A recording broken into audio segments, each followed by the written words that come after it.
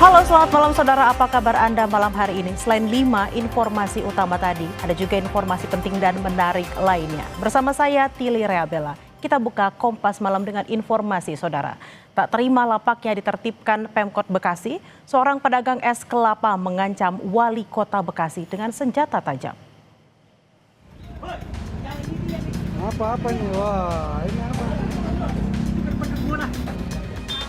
Ketegangan terjadi saat pemerintah kota Bekasi, Jawa Barat menertibkan sejumlah lapak pedagang yang memakan bahu jalan di kawasan Teluk Pucung, Kecamatan Bekasi Utara.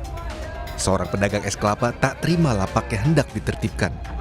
Pedagang tersebut beradu argumen dengan petugas, hingga akhirnya mengeluarkan senjata tajam dan mengancam petugas termasuk wali kota Bekasi yang sedang memimpin penertiban tersebut. Polsek Bekasi Utara sempat mengamankan pedagang itu dan melakukan pemeriksaan. Namun ia akhirnya dilepaskan setelah meminta maaf.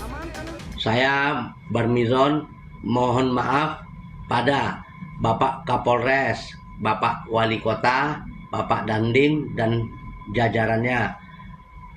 Dari kejadian tadi pagi di warung es kelapa saya atas kesalahpahaman dan emosi saya saat penertiban spanduk di warung saya. Sementara, Wali Kota Bekasi, Tri Adianto telah memaafkan pelaku dan tidak mempermasalahkan kejadian itu.